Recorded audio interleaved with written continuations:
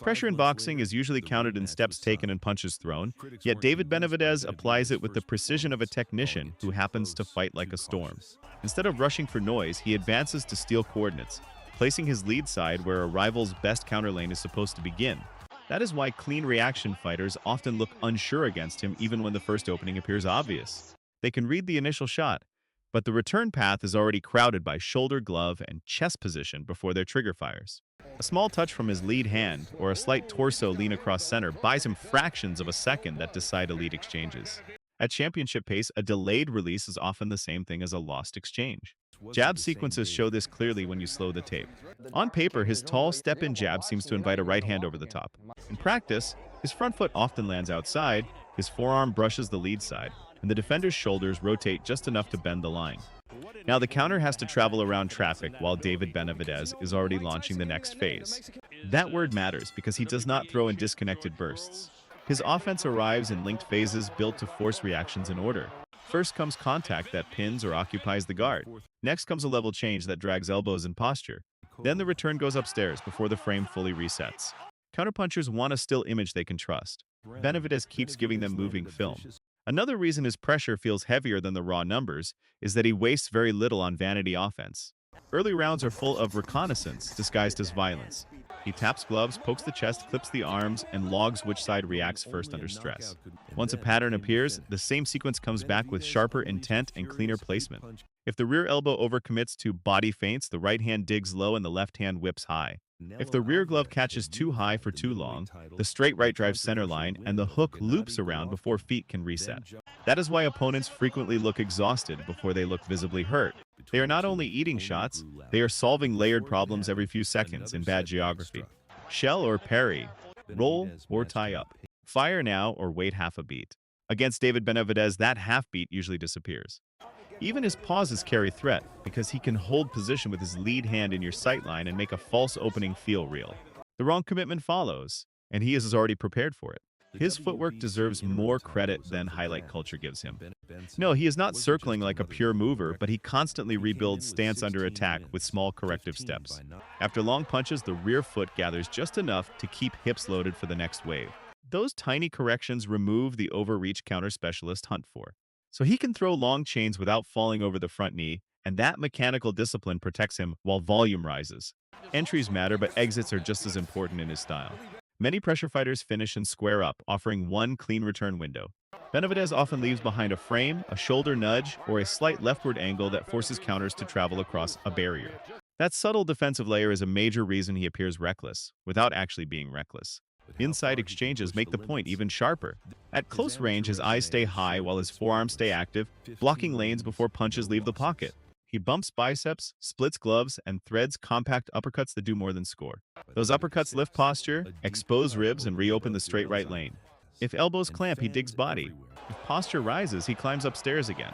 The cycle repeats without feeling robotic because each return is chosen from the last reaction shown.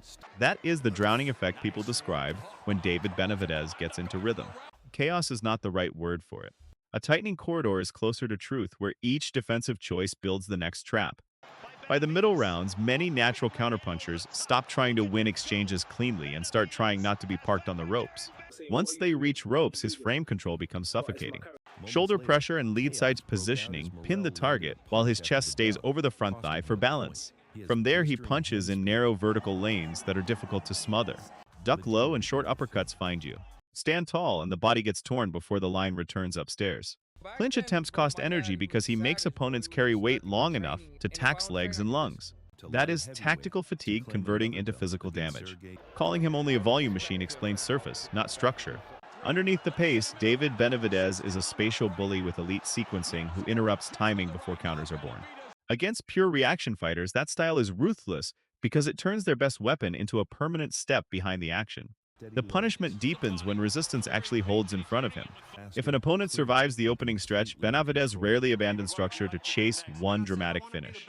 Usually he gets tighter, cleaner, and more selective, shrinking the square where decisions can be made. Combinations start to look industrial rather than decorative, built from repeatable links that waste no motion. A measured jab checks vision. The right hand digs the body line. A left hook rises to the head. then he is still in front of you before breathing recovers. That immediate return is one of his quietest weapons.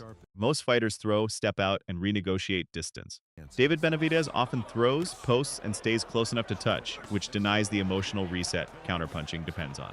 For timing fighters, it feels like every sentence gets cut off before the key word. Even partially blocked punches still give him information and position. A glove on the lead shoulder turns stance. A forearm across the guard tilts the chin. A subtle chest bump squares hips for a beat. None of that gets loud applause in real time, yet each contact removes another exit from the defensive map. By the time visible damage arrives, the opponent has often spent minutes wrestling angles instead of solving Benavidez. His body attack follows the same logic. He is not just investing downstairs for a late collapse. He uses body shots to freeze the upper frame, then cashes that freeze upstairs while returns are delayed. When the right hand lands to torso, he watches the rear elbow reaction immediately. If that elbow commits inward, head recovery is rarely instant. The next shot is timed for that window, and that is timing theft, not simple aggression. Discipline after success is another separator. Many pressure fighters become vulnerable once they hurt someone, chasing straight lines and tipping over lead foot. David Benavidez is usually more controlled than stereotype suggests, keeping base under him while throwing in volume. Balance lets him continue offense without donating a free counter lane. If a target slips laterally, he can pivot, re-square, and meet escape with another frame and sequence instead of reaching and smothering his own work. He is not flawless, but he is far from reckless chaos. During those exchanges, his gaze tells the story. Rather than staring at one point and swinging on hope, he reads chest level, glove position, and shoulder tension. He is looking for tightening shells, incoming clinches, and long counters loading from too far away. That is why his uppercuts appear at specific moments inside. They answer dips under hook lines instead of appearing as random violence. Once posture lifts from that shot, David Benavidez returns to straights and body lanes while the frame is exposed. Soon the opponent feels every safe reply has already been anticipated. That feeling often breaks discipline before durability fully breaks. Counterpunchers live on trust in their read. When trust is high, they fire on time. When trust erodes, they pause. A paused counterpuncher becomes a stationary target with unused reflexes. Benavidez manufactures that pause through contact, pace, and layered decisions, then punishes it with sequences selected before the first punch even lands. So the claim that he only overwhelms people misses the deeper mechanism. He overwhelms after he organizes them. He crowds the lead side, spoils preferred counters, forces overreactions, and feeds those reactions into the next pattern until resistance becomes procedural. Late rounds often show the same picture for that reason. One man is still building coherent offense. The other is reacting a beat late while trying to recover stance and breath. That beat is often the fight at elite level. It is where clean counters are born, and it is where David Benavidez does some of his best work by occupying the pocket with touches, frames, and connected phases. When analysts say he drowns counterpunchers, this is the water they mean. Not aimless pressure. Structured pressure, not empty volume. Directed volume that steals time, angles, and oxygen until opponents stop choosing and start enduring. Scorecards usually tell that truth before the final bell does.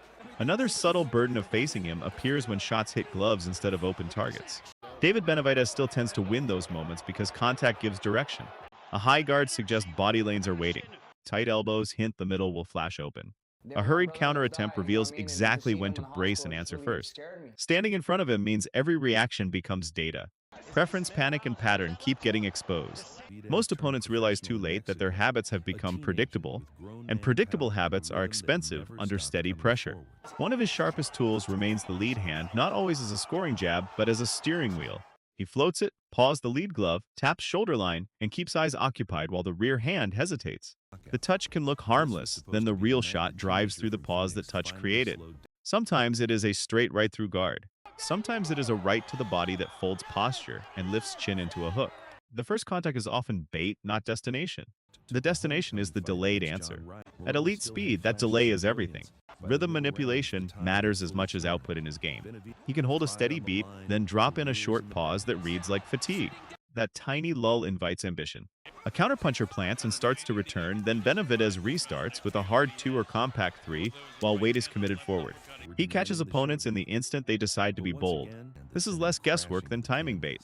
Frame control creates a second effect that numbers do not capture well. After repeated collisions with his shoulder, forearm, and lead glove, offense feels crowded before punches even land. Angles that are usually available begin to look closed. Counters that normally fire on instinct require an extra reset. That extra reset steals confidence, and slower confidence reduces output. By middle rounds, many natural counters stop trying to win first touch and wait for a perfect image that never comes. Benavidez keeps collecting practical damage while they wait. Sternum, solar plexus, biceps, outer arm, belt line, then temple when guard lifts. Those targets are systematic rather than decorative. He is damaging the parts that make defense function. A sore lead arm catches late. A tender body bends early. A tired core cannot keep shape long enough to roll, reset, and answer. So when headshots land clean or late, it is often the build from earlier structural work, not a sudden miracle. Conditioning amplifies all of this. Because David Benavidez stays mechanically compact, he does not spend long stretches chasing misses with wild arcs. He regains stance quickly, regains balance quickly, and resumes pressure without panic motion. Across from him, the opposite trend appears with fatigue. Counters widen. Feet reset slower. Openings that were narrow in round 3 become obvious by round 9. That is where the drowning metaphor becomes tactical reality. Most opponents are not erased by one unavoidable punch. They are submerged under continuous decision-making while carrying fatigue, discomfort, and shrinking space. Shell up, and body gets touched. Lower elbows and upstairs get split. Reach for clinch, and he leans, turns, then punches free. Try to pivot out, and his lead side is already at the exit. Every choice has a cost, and each cost compounds. Reducing David Benavidez to simple aggression misses the architecture.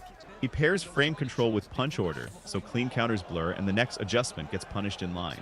That pairing explains why classic reaction fighters have hard nights with him. He does not merely beat guard. He bends the timing logic their defense is built on. When that logic fails, exchanges stop feeling neat. The fight becomes a set of conditions arriving a beat before the answer. Sequence is the camouflage behind much of his best offense. The right hand that seems to appear from nowhere is usually hidden by prior obligations he created. He touches lead glove. He flashes jab high. He drives straight to sternum. The recoil pulls elbows inward and compresses frame. As soon as that compression happens, the hook can travel around a head that has lost exit space. If the defender finally answers with check hook or pull counter, Benavidez is often already posted with shoulder, turned just enough to crowd lane. That creates ugly distance for the reply, too short for full extension, and too long for comfortable tie-up. Inside that narrow band, his combinations become especially punishing because he throws from posture while opponents throw from compromise. Watch his corrections between bursts and the details stand out. Half step outside lead foot. Quick rear foot gather. Small head slot off center.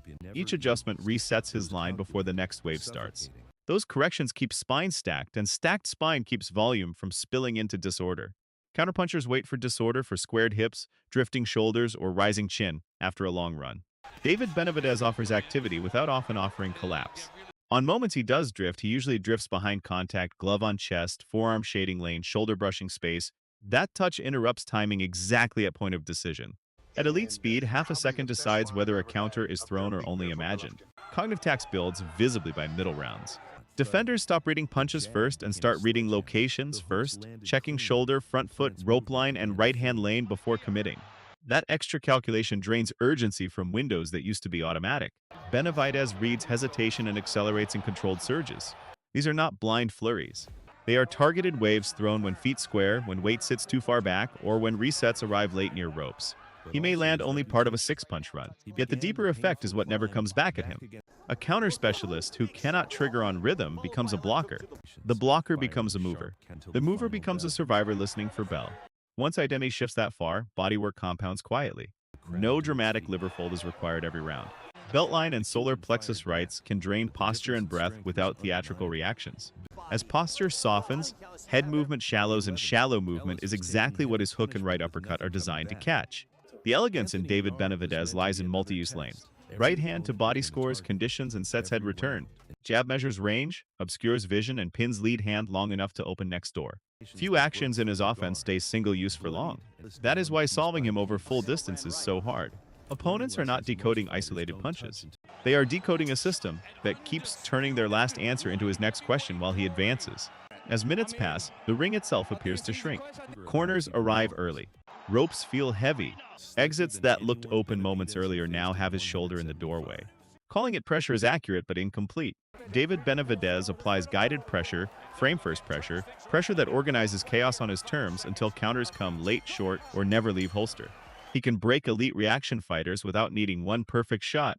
First he takes timing, then he takes space, then he takes choices. Long before damage looks dramatic, tactical outcome is often already written. Block shots remain progress in his math because every impact reports what is braced and what is fading. A high shell can signal ribs are available, so he threads rights under elbow line until the guard loosens from pain and fatigue. If elbows pinch to deny body lanes, he snaps lefts to head while shoulders are still folded inward. That chain reaction is central to his style. David Benavidez is not waiting for perfect still windows like a sniper. He forces hurried decisions and punishes the first compromise. Classic counterpunchers depend on familiar cadence. He keeps rewriting cadence in real time. Hard jab for respect. Light jab for measuring post. Half jab feint to pin rear hand. Then right hand through engineered hesitation. From the stands, it reads as pure aggression. Inside exchange, it feels like dropped frames, as if each defensive signal arrives a fraction late.